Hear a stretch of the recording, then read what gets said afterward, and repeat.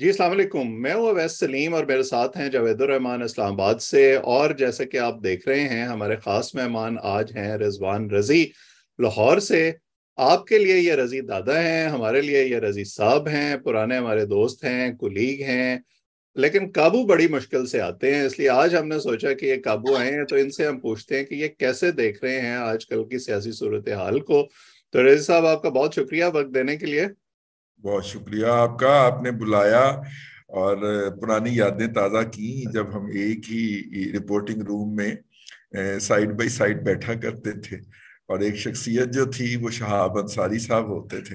तो और देखिए, उनका नाम सुनते ही आपके चेहरे के ऊपर मुस्कुराहट आ गई है बिल्कुल। कि वो जिस तरह फिर वो रिपोर्टिंग में रौनक होती है, वो सारी इतनी सारी यादें आपने ताज़ा करवा दी। बिल्कुल, अच्छा वक्त देखा हमने। और कभी कभी आजकल जिस तरह की रिपोर्टिंग होती है और जिस तरह की राइवलरीज इदारों और लोगों के दरमियान है, उससे मुझे लगता है कि शायद हमने कोई डिफरेंट वक्त में सहाफत की है और वो सारे सबक सीखे हैं। बहरहाल सियासत पर आते हैं। इमरान खान साहब आजकल भरपूर जलसे कर रहे हैं। 50 जलसे वो कर चुके हैं जब से वो इक़्तिदार से निकले हैं।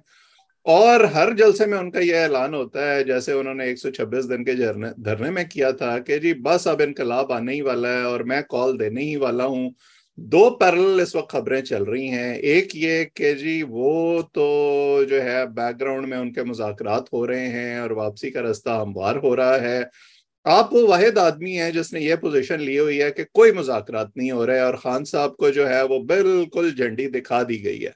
तो आप बताएं कि आपकी इस डिफरेंट अप्रोच की और खबर की वजूहात क्या है। देखिए, जिन जराए से उन्होंने खबर दी है दूसरे लोगों ने, उन्हीं जराए से हमारी बात हुई है और होती रहती है। और फिर हम एक से ज्यादा जराए के साथ डिस्कशन करते हैं। तो मैंने चूंकि एक खबर दी थी इस हवाले से कि मीटिंग्स हुई हैं बिलाशुबा, हम्म। लेकिन जो तासुर दिया जा रहा है कि वड्डे हाजी साहब की कोई मीटिंग हुई है हम्म। इमरान खान के साथ, तो ऐसा नहीं हुआ। और मैंने जब ये खबर दी थी तो इसमें से बकायदा एक जो शख्सियत जिनका मैं नाम लूंगा लेकिन मेंशन नहीं करूंगा, हम्म। उन्होंने तस्दीक की मुझे किसी जरिए से राब्ता करके कि आपकी मालूमात दुरुस्त हैं। तो इसलिए मैं इस मालूमात पे ज्यादा सख्ती से कायम हूँ। वो ये है कि एक मुलाकात उनकी जो थी वो ऐसे फोर्स के चीफ से हुई है जो कि जमीनी फौज नहीं है। हम्म। तो उनके जो चीफ हैं वो उनका कोई, मेरा ख्याल है, कोई दोस्ती भी है जनाब इमरान साहब से, हम्म। और वो हुई है। और दूसरी हुई है एक मुशर्रफ दौर के अंदर बहुत अहम ओहदों पे रहे, एमआई के को भी हेड किया उन्होंने और जीएचक्यू में भी बहुत रिस्पॉन्सिबिलिटी रही।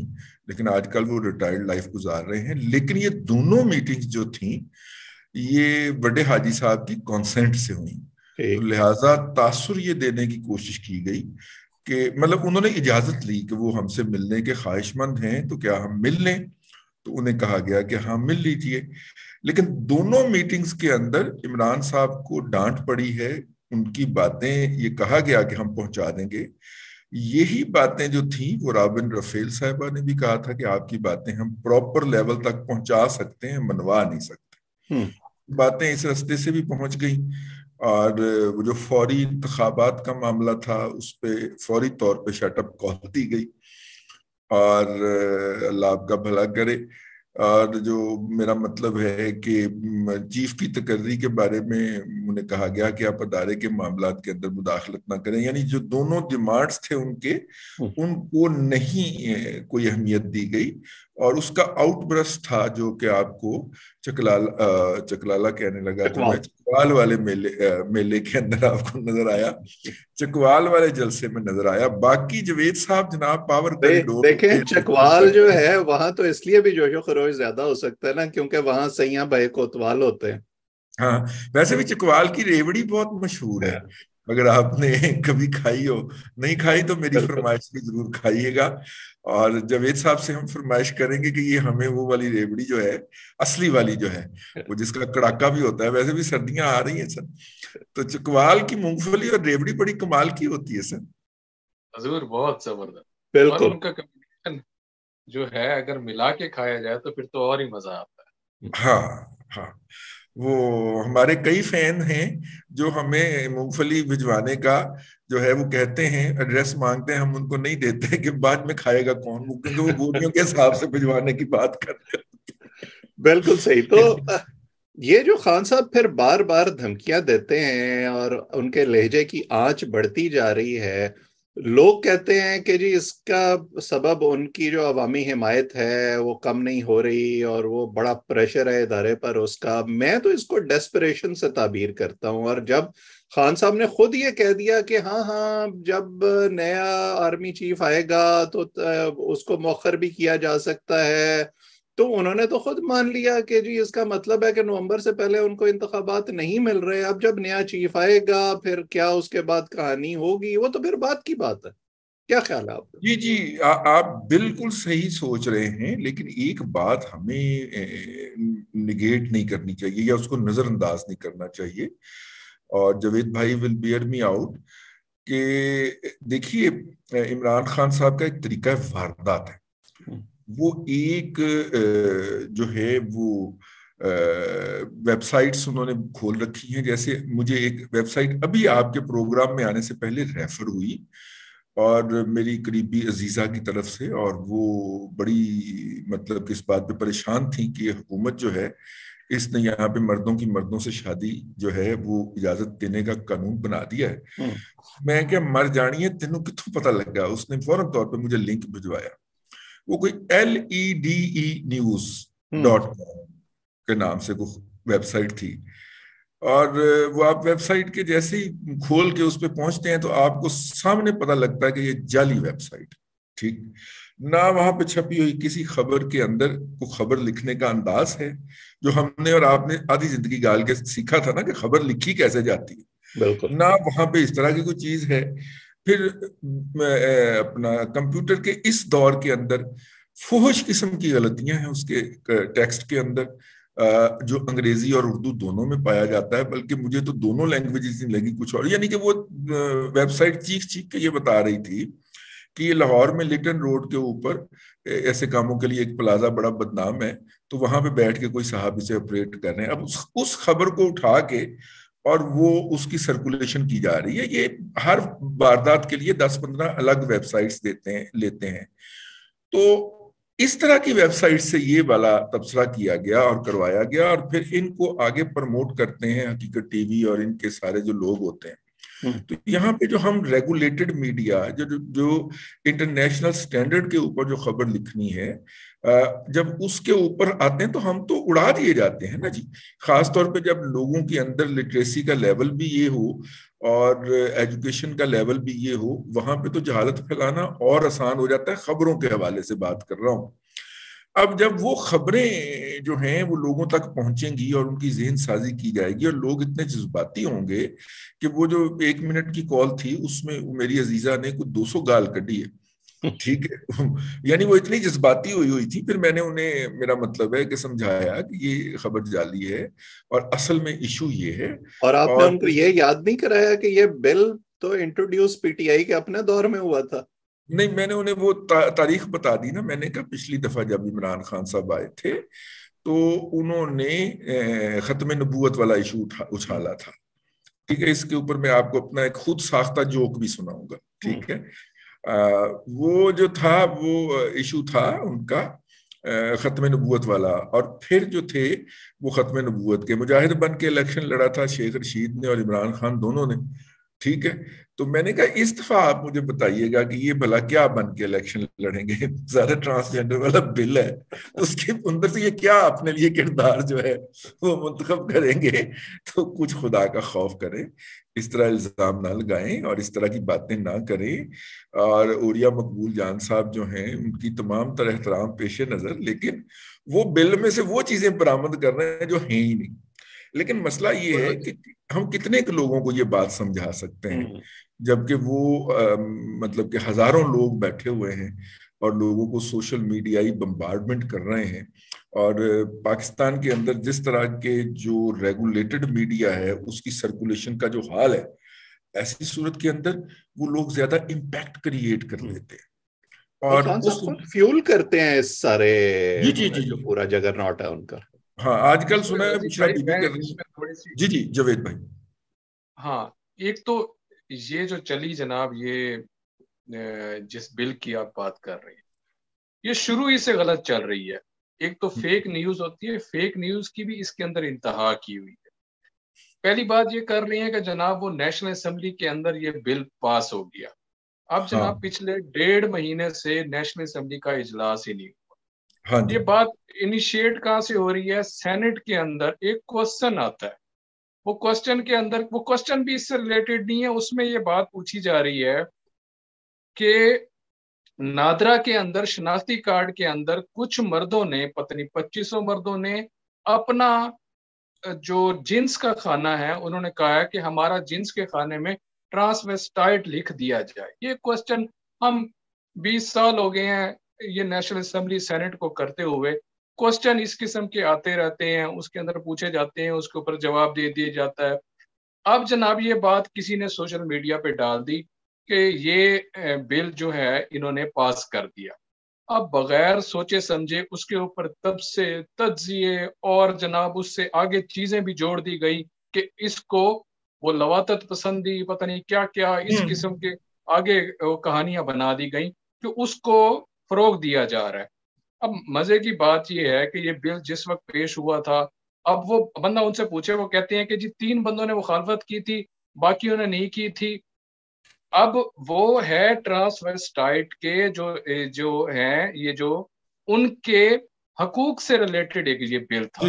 اس کی اتنی غلط تشریح کی جا رہی ہے. کسی نے یہ جتنے بھی ماشاءاللہ سے کی بورڈ واریئرز ہیں اس بل کے مندرجات نہیں پڑھے, اس کے شک نہیں پڑھی, اس کے سٹیٹمنٹس آف آبجیکٹیوز نہیں پڑھے کہ وہ بل ہے کیا. نہ جی آپ نے تبصرہ ضرور فرمانا ہے کہ کرنا ہے کہ یہ بل ہے, یہ بل جناب انہوں نے پیش کر دیا اور آگے وہ چاہتے کیا ہیں. میں ایک بات رضی دادا صاحب یہاں آپ ان کو کریڈٹ ضرور دوں گا کہ ایک چیز ہوتی نہیں. وہ ایک زمانے میں وہ ہٹلر کے زمانے سے وہ پروپیگنڈا نہیں شروع ہوا تھا کہ وہ جناب ایسی ایک بات کو اتنا وہ کر دو کہ جناب اس کے اوپر تشریح تفسیر اور ہر کوئی ایسے دہل کے رہ جائے. اب جو اس دور کے اندر خان صاحب کو یہ کریڈٹ جاتا ہے کہ وہ ایک بات کو اس طریقے سے انیشیٹ کر دیتے ہیں اور آگے جیسے آپ نے کہا اس قسم کی ویب سائٹ اور وہ جو بیٹھے ہیں صاحبان وہ اس کو اتنی اس کو پھیلا دیتے ہیں, سپریڈ کر دیتے ہیں, وہ سچ لگنے لگ جاتا ہے اور وہ ایسے لگتا ہے کہ واقعی ایسی چیزیں ہیں.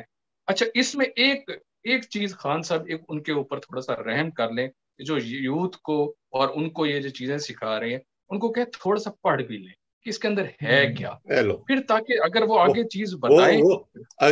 اگر انہوں نے خان صاحب کے سوشل میڈیا پیجز اور واٹس ایپ کے علاوہ کچھ پڑھنا شروع کر دیا تو انقلاب کیسے آئے گا؟ جب کیسے آ جائے گا, مشکل ہو جائے گی. ایک ویسے کیا ہوتا ہے کہ ان کو تھوڑا سا نا جو پی ایم ایل این اور پیپلز پارٹی کو بھی اب اپنے سوشل میڈیا اور دوسرے جو ہیں وہاں ان کو بھی اپنی یوتھ جیالے مت والے انہیں بھی تھوڑا سا آگے لے جائیں, انہیں بھی سکھائیں کہ او اللہ کے بندو دیکھو وہ کیا ہوتا ہے, وہ کیا کہتے ہیں کہ وہ ایک تو میلہ لوٹ گئے, وہ یہ آپ جو ہے نا پیچھے ہی رہ جاتے ہیں, وہ کہاں سے کہاں بات پہنچا دیتے ہیں تو یہاں سے کوئی جواب ہی نہیں آ رہا ہوتا. یہ چیزیں ہیں سر. یہ بات بالکل صحیح ہے. تو تھوڑا سا واپس آتے ہیں خان صاحب پہ. خان صاحب جہاں اور چیزیں فیول کرتے ہیں اپنے سوشل میڈیا کو, ایک اب انہوں نے وکٹم کارڈ بھی پلے کرنا شروع کر دیا ہے. کبھی وہ کہتے ہیں مجھے دیوار میں چننے کی سازش ہو رہی ہے, کبھی کہتے ہیں مجھے قتل کیا جا سکتا ہے. تو آپ کو واقعی لگتا ہے کہ -1 جو ہے یہ کوئی سیریس ایفرٹ ہے؟ کیونکہ مجھے تو خان صاحب کے بغیر پی ٹی آئی کہیں نظر ہی نہیں آتی. اگر آپ کو یہ بات, اگر آپ مجھے اجازت دیں اور اس کا برا نہ منائیں تو میں عرض کر دوں کہ مجھے تو خان صاحب کے ساتھ بھی پی ٹی آئی کہیں نظر نہیں آتی. وہ تو اللہ بھلا کرے جو ہے وہ فیض کے چشمے جو رواں ہوئے ہیں, نجف حمید صاحب کے جو بھائی ہیں چھوٹے, انہوں نے جو حرکت کی ہے یہ سارا اس کے لیے اپنے آپ کو, اور اب بھی شک یہی ہے یا سننے میں یہی آ رہا ہے کہ اب بھی بڑکوں کے پیچھے وہی ہیں. وہ میرا مطلب ہے کہ دیکھیے خان صاحب نے ایک طریقے سے یہ سارا کچھ حاصل کیا جب آپ کو ایک طریقے سے کوئی اچیومنٹ ہو جاتی ہے تو پھر آپ کسی دوسرے راستے کو اپنانے کے لیے اپنے آپ کو تیار نہیں کر پاتے. اسی تھریٹ سے، گالم گلوچ سے، دوسروں کی کردار کشی سے یہ جعلی خبریں پھیلا کر وہ وزارت عظمیٰ تک پہنچے. مثلا آج میں نے مجھے یاد دلایا گیا، پھر میں نے اس پہ ٹویٹ بھی کی کہ آپ دیکھیے اس وقت جب الیکشن تھے 2018 کے تو کتنا بڑا تھا کہ جناب نواز شریف صاحب کی فیکٹریوں میں سے را کے ایجنٹ جو تھے وہ پکڑے. ٹھیک ہے، اچھا وہ میں اس کی بیک گراؤنڈ بتا بھی چکا ہوں متعدد پروگراموں میں، آج آپ کو بھی عرض کر دیتا ہوں. بیسیکلی ہمارے ہاں یہ جو ملز چل رہی ہیں، شوگر ملز، ان کی اپ گریڈیشن چاہیے اب ہمیں، کیونکہ اپنا تو سارا ہم پہلے ایچ ایم سی میں بناتے تھے، وہ بھی بند کر دیا ہم نے. اتفاق فاؤنڈری بناتی تھی شوگر مل، وہ بھی بند کر دی ہے. اور پھر ان دی مین وائل نئی ٹیکنالوجی آ گئی تو ہمیں چیپسٹ ٹیکنالوجی مل رہی تھی انڈیا سے. تو ہم نے انڈینز کو جا کے قائل کیا، انہوں نے کہا جی ہم نے آپ کے ملک نہیں آنا، وہاں پہ دھماکے ہوتے ہیں. لیکن ہمارے بزنس مین نے قائل کیا اور وہ لوگ یہاں پہ آئے اور وہ بگاس سے بجلی اور وہ گیس وغیرہ بنانے کے پروجیکٹ پہ انہوں نے کام کیا. اور سب سے پہلے کام انہوں نے جہانگیر ترین کی فیکٹری میں کیا. جب تک وہ جہانگیر ترین صاحب کی مل میں تھے اس وقت تک وہ انڈین ایکسپرٹ تھے. جیسے ہی وہ حمزہ شہباز کی مل کی طرف چلے ابھی، ٹھیک ہے، اور میں آپ کو یہ بھی بتاؤں کہ انفارمیشن کس نے لیک کی تھی. ان کی پاکستان میں سٹے کے لیے وہ ایک جو ہے وہ ادارہ تو آپ کو پتا ایک ہی ہے، ان کے ہاں کلیئرنس کے لیے جاتا ہے نا کہ یہ جناب یہ یہاں پہ اتنے ماہ سے سٹے کیے ہوئے ہیں اور اب یہ اتنے ماہ فردر سٹے کریں گے تو آپ ذرا اس کو کلیئر کر دیجئے. تو انہوں نے کلیئر تو کر دیا لیکن ساتھ میں انہوں نے ایک کاپی اٹھا کے تو وہ دے دی کہیں پہ. اور اس کے بعد پھر جو میڈیا کے اوپر حشر ہوا، وہ لوگ اسی ہفتے کام چھوڑ کے واگا بارڈر کراس کر کے یہاں سے چلے گئے. ٹھیک ہے، لیکن وہ جو 26 بھارتی جاسوس پکڑے گئے تھے تو میں کہتا ہوں یار وہ کہاں ہیں وہ 26 بھارتی جاسوس جو اس وقت پکڑے گئے تھے؟ کوئی ان کا کھرا ہوگا. مطلب آپ نے کلبھوشن کو پکڑا نا، آپ اس کو دکھاتے رہتے ہیں جب بھی آپ کو ضرورت ہوتی ہے، ویسے آج کل نہیں دکھا رہے، آپ اس کو ڈسکس کرتے رہتے ہیں. یہ 26 کیوں نہیں ڈسکس ہو رہے؟ آپ دیکھیے یہ جو تھا مطلب کہ ظاہر ہے 5ویں پشت کی دوغلی ابلاغی جنگ کے اوپر اس قوم کا اربوں روپیہ لگا ہے، سسٹمز سیٹ ہوئے ہیں، سافٹ ویئرز بنے ہیں. یہ جو آپ کے ٹویٹر ہیں، فیس بک ہے یا اس طرح کی دوسری جو ایپس ہیں ان پہ چلنے والے سافٹ ویئر بنائے گئے ہیں. اور وہ ون فائن مارننگ وہ سارے کے سارے پی ٹی آئی کے حوالے کر دیے گئے. اور پی ٹی آئی کو ظاہر ہے کہ اب اس میں نہیں موڑا جا سکتا، اسی لیے سیاسی جماعتیں کہتی ہیں کہ ہمارے بس کی بات نہیں ہے کہ ہم ان سے نپٹ سکیں. دیکھیے تقریباً کوئی 10 سے 12 ہزار لوگ اس وقت پنجاب اور کے پی حکومت کی سیلری کے اوپر کام کر رہے ہیں. ابھی 1300 تو انہوں نے پچھلے 1350 تو انہوں نے کے پی نے پچھلے دنوں انڈکٹ کیے ہیں، لیکن اس سے پہلے جو کام کر رہے ہیں ایک محتاط گیسٹیمیٹ کے مطابق ان کی تعداد کوئی 12,000 کے قریب ہو گئی ہے اب. اور یہ 12,000 لوگ 200 300 آئی ڈیز بنا کے دن رات یہی جھوٹ کا کاروبار کر رہے ہیں. تو آپ پہلے تو ان کی سپلائی سائڈ روکیے. آپ نے پنجاب انفارمیشن ٹیکنالوجی بورڈ بھی اٹھا کے ان کو دے دیا ہے. اور اب میں آپ کو نئی جو خبر دوں کہ پنجاب انفارمیشن ٹیکنالوجی بورڈ میں بھی وہ لوگ بھرتی کیے جا رہے ہیں. اور جب وہ ان کو پی ٹی وی میں 200 اس طرح کے لوگ رکھے گئے، اب ہم بات کرتے ہیں کہ جناب ان کو فارغ کیجئے. یہ تو بیٹھ کے پی ٹی آئی کے ٹرینڈ بناتے ہیں تو وہ کہتے ہیں کہ نہیں ہم نے کسی کو نوکری سے نہیں نکالنا. یہ تو آپ وہ بات کر رہے ہیں جو جاوید صاحب کرتے ہیں کہ خان صاحب ابھی بھی لاڈلے ہیں بہت ساری جگہوں پر. نہیں، یہ ہمارے پولیٹیکل قیادت کہتی ہے کہ ہم نے ان کو نوکری سے نہیں نکالنا. تو میں نے کہا بھائی مجھے تو کوئی مسئلہ نہیں ہے، اگر مجھے 1 لاکھ گالی پڑتی ہے دن کی تو آپ کو 10 لاکھ پڑتی ہے، ٹھیک ہے، اور اس کی تعداد میں اضافہ ہوگا تو آپ کھائیے گالیاں اور ان گالیاں دینے والوں کو ساتھ میں تنخواہ بھی دیجیے. لیکن اس وقت جو مسئلہ ہے وہ یہ ہے کہ یہ جو ان کی کی بورڈ واریر کی ایک جو ٹیم بن گئی ہے، یہ جو ایک فورس بن گئی ہے، اس کی آپ سپلائی لائن تو کاٹیں نا کہیں سے. اور وہ ڈسٹارٹ کر رہی ہے پاکستان کا ایک ریکٹ امیج جو ہے وہ باہر ڈسپلے کر رہی ہے، اور اس کے نتیجے کے اندر وہ ہمیں ڈیفالٹ بھی کروانے لگے تھے یار. میرا مطلب ہے رضی بھائی یہ گالیوں سے یاد آیا کہ یہ جناب انہوں نے ان سے تخت لاہور جو لیا وہ ان کو گالی پڑوا کے لیا. हाँ इकोनॉमी के इशू के ऊपर, ठीक है, बिल्कुल। महंगाई, मईशत, ये वो सारा कुछ, वो याराने तेज गाम ने महमिल को जा दिया, तो हम्म ये बैठे महव जर से कारवां रहे। तो ये जो इकोनॉमी डॉलर इनसे कम कंट्रोल होता हुआ नजर नहीं आ रहा। मिफ्ता इस्माइल IMF का वो कर्जा तो ले आए वो कहीं से पकड़ा के, अब मईशत ऊपर से सलाब सितम बलाए सितम, वो एक इशू बन गया।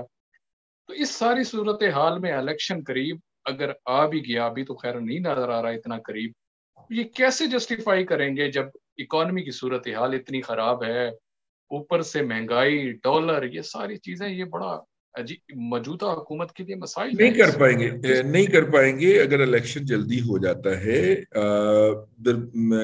एक डिस्कशन इस बात पे पाकिस्तान के जो है बड़े हाजी साहब से किसी की हुई थी, तो उनसे ये मुतालबा किया गया था कि ठीक है आप अर्ली इलेक्शन चाहते हैं तो फिर हमें भी, यानी कि PDM को भी और प्लस पीपल्स पार्टी को भी आपने अपोजिशन में 6 माह देने हैं, ताकि हम ये जो हमारे ऊपर लगा हुआ है कलंक का टीका, वो इस पर से वो उठा सके। वो तो फिर बड़ी बदकिस्मती होगी अगर मैं ये लफ्ज इस्तेमाल करूं, लेकिन इसके अलावा चारा कार नहीं है कि जिस तरह कोरोना जो था वो जनाब इमरान नियाजी साहब के ऊपर, इमरान अहमद खान साहब के ऊपर एक रहमत बन के आया था कोरोना, क्योंकि उनकी हुकूमत तो एक्सपोज हो गई थी पहले 12 माह के अंदर ही, और उसके चल चलाव की बातें शुरू हो गई थी, फिर कोरोना आ गया और जिसकी बदौलत हमें 4.5 अरब डॉलर का SDR मिल गया IMF से और वर्ल्ड बैंक से, स्पेशल हमें फंड्स मिल गए और हमारी इकोनॉमी सस्टेन कर गई, अगरचे हमने उससे भी कुछ नहीं किया। अब अगर ये इसी तरह इस हुकूमत को सैलाब जो है वो एक समझे आप एक जस्टिफिकेशन बन के आ गया है इसकी, और अगर हम सैलाब के नतीजे के अंदर जो इनफ्लोज हैं उनको देखें तो बहुत मायूस कुन हैं। हम 30 अरब डॉलर का एस्टिमेट लगा के बैठे हुए हैं लॉस का। तीसरी सूरत ये है कि आप मिफ्ता इस्माइल साहब के बारे में जब उनके कंटेम्परेरीज की बात सुनते हैं या उनके जो मतलब के जो इकोनॉमिस्ट की राय आप सुन लें, जो हमारे इकोनॉमिस्ट हैं जितने भी लोग होते हैं वो मिफ्ता की बहुत तारीफ करते हैं, और तारीफ की वजह बुनियादी तौर पे ये होती है कि वो बाय द बुक चलते हैं, जो किताब में लिखा है उसके मुताबिक चलते हैं। देखिए हमारी इकोनॉमी के अंदर बहुत सारी डिस्टॉर्शंस हैं। हम अपने लोगों को सब्सिडाइज आटा फराहम करते हैं, वो आटा जाके अफगानिस्तान और अफगानिस्तान से परली तरफ उज्बेकिस्तान, ताजिकिस्तान, कजाकिस्तान तक में बिखरा होता है। इसके बावजूद कि कजाकिस्तान जो है वो जब से आजाद हुआ है वो नेट एक्सपोर्टर है गंदम का, लेकिन हमारा आटा उन्हें सस्ता पड़ता है और वो यहाँ से स्मगल होकर जा रहा होता है, क्योंकि हमारी गवर्नमेंट सब्सिडी दे रही होती है और हमारे बॉर्डर्स पे बैठे हुए लोग जो हैं वो उसकी आर पार मूवमेंट को नहीं रोकते या रोकना चाहते। तो नतीजे के तौर पे हमारे जो चीजें होती हैं वो पिलफरेज हो जाती है। मैं बात को मुख्तसर करते हुए, देखिए बहुत सारी इस इकोनॉमीज के अंदर डिस्टॉर्शंस है। उन डिस्टॉर्शंस को खत्म उन डिस्टॉर्शंस के साथ अगर आपने एग्जिस्ट करना है तो आपको जुगाड़ लगानी पड़ेगी। हमारी फुली इकोनॉमी डॉक्यूमेंटेड नहीं है, आपको जुगाड़ लगानी पड़ेगी। मिफ्ता साहब इसलिए डार्लिंग हैं पाकिस्तान के और इंटरनेशनल इकोनॉमिस्ट की कि वो बाय द बुक चलते। अब मसला ये है कि बाय द बुक तो अब तब चले ना कि आई चंद्रीगढ़ रोड पे 8 बैंकर हैं सर टोटल, जो इस वक्त बैठ के डॉलर को स्पेकुलेट कर रहे हैं। अगर मेरे जैसे जर्नलिस्ट को जो लाहौर में बैठा है, जिसे रिपोर्टिंग छोड़े कम अज कम जो है वो आप कहिए कि 15 साल हो चुके हैं, अगर मुझे पता है कि वो कौन कौन से बैंकर हैं या कौन कौन से बैंक्स हैं जिनके ये लोग हैं जो ये हरकत फरमा रहे हैं, तो फाइनेंस मिनिस्टर को या गवर्नर स्टेट बैंक को तो मुझसे ज्यादा इल्म होना चाहिए ना। तो इसहाक डार क्या करते थे, वो डायरेक्ट उनको मतलब कि समझा दिया करते थे कि बेटा ये आपने ये जो डिमांड डाली है इतने करोड़ डॉलर की या इतने लाख डॉलर की, जरा ये उसको जस्टिफाई तो करें, आपने क्या इंपोर्ट करवाना है, आपका कौन सी पार्टी है। वो बेसिकली इस तरह की डिमांड्स जो हैं वो फ्लोटिंग डिमांड उनको कहा जाता है, वो डाल के तो एक स्पेकुलेट करवाते हैं, आर्टिफिशियल हाइक जनरेट करते हैं اور ڈالر اوپر جا رہا ہے، اور یقیناً اس کے نتیجے کے اندر وہ ارن بھی کرتے ہوں گے، ان کے انسٹیٹیوشنز بھی ارن کر رہے ہیں، وہ بھی ارن کر رہے ہیں. اور یہ ہمیں اس ملک ایک آخری بات، یہ میں اس ملک کی بات کر رہا ہوں جس ملک کے بینکوں کو اس کی حکومت نے اس مہینے 3600 ارب روپیہ ایز اے پروفٹ دیا ہے.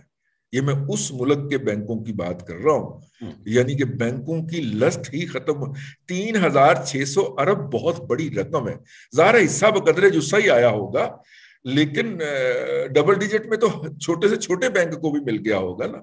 تو آپ اس سے اندازہ کریں کہ ان کو مفتاح نہیں فون کرتے. مفتاح سٹاک بروکر کو فون کر کے یہ نہیں کہتے کہ آج مارکیٹ کیسی رہے گی. یہ ہم نے ان کو کرتے ہوئے دیکھا ہوا ہے، اسحاق ڈار صاحب کو، اور اس طرح وہ اکانومی کو مینج کرتے تھے. تو ہمیں جگاڑ چاہیے چھوٹی سی، ہماری ٹوٹل اکانومی ڈاکومنٹڈ نہیں ہے. سوری جاوید بھائی، میں نے آپ کی بات کو ٹوکا. نہیں، آپ کی بات کو آگے لے جاتے ہوئے کہ وہ سٹے بازوں کا توڑ تھے اسحاق ڈار صاحب سمجھے جاتے تھے. تو وہ مجھے کسی نے کل ایسے یہ بات کی، اس نے کہا کہ یہ ڈار صاحب یہ آپ کا ڈالر کنٹرول کرنے کے لیے پاکستان کی سرزمین پر آنے والے. میں نے کہا آپ کے پرانے دوست ہیں، آپ کے پاس بھی اس کی خبر ہوگی، پوچھتے ہیں آپ سے. اور ہمارا کیونکہ ٹائم بھی اب ختم ہونے والا ہے، تو میرا سوال بھی ساتھ شامل کر لیں مختصراً کہ ڈار صاحب آ رہے ہیں یا نہیں، اور انقلاب آ رہا ہے یا نہیں. دیکھیے، ڈار صاحب آ رہے ہیں. ڈار صاحب نے آج سپریم کورٹ سے اپنی اپلیکیشن اٹھائی ہے اور وہ چلے گئے ہیں اسی کورٹ کے پاس جس کورٹ کے اندر چاچو اور ان کے صاحبزادے کے کیسز لگے ہوئے ہیں. وہ کورٹ آبزرویشنز تو دے رہا ہے، لیکن ساتھ ساتھ میں چاچو کو ریلیف بھی دیتا جا رہا ہے. مطلب کہ تو اگر وہاں سے ان کی درخواست مسترد ہوگی، جو کہ کہا جا رہا ہے کہ نہیں ہوگی، لیکن اگر ہوگی تو ان کے پاس پھر ہائی کورٹ کا پلیٹ فارم بھی ہوگا اور سپریم کورٹ کا پلیٹ فارم بھی ہوگا، اور ہائی کورٹ میں ایک اپیل بھی کر سکیں گے. لیکن وہ آ رہے ہیں، اور اطلاعات ابھی تک سینہ گزٹ یہی ہیں کہ وہ آئیں گے اور اپنے آپ کو سرنڈر کریں گے. کیونکہ ود ان پارٹی یہ بڑی ہارٹ برننگ ہے کہ جب سخت وقت آیا تھا تو یہ یہاں سے چلے گئے تھے، اور جو تھا یہ جا کے لندن بیٹھ گئے تھے. تو وہ تھوڑا سا تونا جو ہے وہ اسحاق ڈار صاحب نے وہ بھی تونا ہے. تو اس لیے اب تک کی تمام اطلاعات کے مطابق وہ آئیں گے اور یہاں پہ آ کے سرنڈر بھی کریں گے. بالکل صحیح. تو خان صاحب کو بالکل آخری 1-2 منٹ ہیں. خان صاحب کو ان کا کوئی مطلوبہ کھلونا مل رہا ہے یا نہیں مل رہا ہے، یا وہ بس اسی طرح جو ہے وہ جلسے کرتے رہیں گے اور شور مچاتے رہیں گے؟ خان صاحب یہ شور مچا کے وہ کھلونے کے امکانات کو معدوم کرتے جا رہے ہیں. ہر گزرتے دن کے ساتھ وہ اپنی منزل سے دور ہو رہے ہیں. یہ میری رائے ہے، میں غلط بھی ہو سکتا ہوں، لیکن میری یہ رائے ہے اور میری یہ فیلنگ ہے کہ خان صاحب جو ہے وہ ہر گزرتے دن کے ساتھ اپنی منزل سے دور ہوتے جا رہے ہیں. اور منزل جو اس کی وجہ ان کا جو زبان ہے جو وہ اس وقت ان دوستوں کے لیے استعمال کر رہے ہیں جو ان کے خیال میں اس وقت ان کے دوست نہیں رہے. جب وہ ان کے دوست ان کو یہ بھی کہہ رہے ہیں، مجھے یہ لگ رہا ہے کہ مجھ سے پہلی سی محبت میرے محبوب نہ اور اسی زبان نے اور اسی مزاج نے ان کو وقت سے پہلے اقتدار سے باہر نکلوایا، لیکن پھر بھی ان کو سمجھ نہیں آئی. بہرحال دیکھتے ہیں کہ اب آگے کیا ہوتا ہے. ان تمام چیزوں پر ہم بات کرتے رہیں گے، اور عزیز صاحب سے بھی درخواست کریں گے کہ ذرا جلدی جلدی آیا کریں تاکہ آپ سے ان کی ملاقات ہو سکے. آپ نے مجھے 1 سال کے بعد بلایا اپنے اس پروگرام. تو اب میں آپ کی اسی بات کو پکڑ کے میں اب دوبارہ اتنا ناغہ نہیں ڈلنے دوں گا. اس لیے آپ اس چینل کو سبسکرائب کریں تاکہ ہمارے مہمانوں سے آئندہ بھی آپ کی ملاقات ہو سکے. جاوید صاحب آپ کا، رضی صاحب خاص طور پر آپ کا، اور جو لوگ ہمیں دیکھ رہے ہیں سب کا بہت بہت شکریہ.